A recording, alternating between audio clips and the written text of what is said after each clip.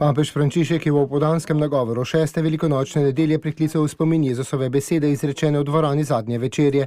To je moja zapoved, da se ljubite med seboj, kakor sem jaz vas ljubil, ki povzemajo vse, kar je storil, in ob misli na skorajšnje darovanje življenja na križu Jezus dodaja: nihče nima večje ljubezni, kakor je ta, da da življenje za svoje prijatelje. Vi ste moji prijatelji, če delate, kar vam naročam.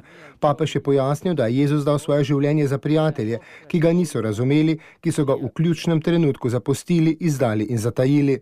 To dejstvo nam govori, da nas Jezus ljubi kljub temu, da mi njegove ljubezni ne zaslužimo. Jezus nam s tem kaže pot ljubezni, ki ni nekaj abstraktnega ali zunanjega, temveč se je najprej utelesila v njem.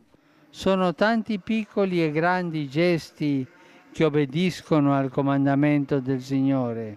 Veliko malih in velikih dejanj je, ki izhajajo iz pokorščine Gospodovi zapovedi. Ljubite se med seboj, kakor sem jaz vas ljubil.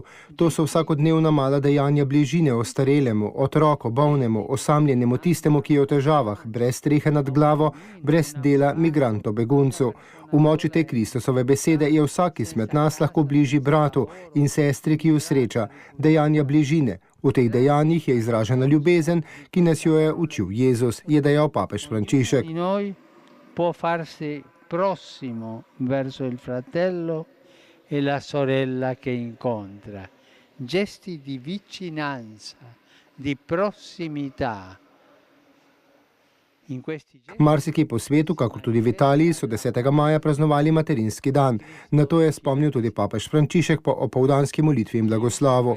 Povabil je k ljubeči hvaležnosti do mater in zbranim na trgu svetega Petra dejal, naj vsem materam prisrčno zaploskajo.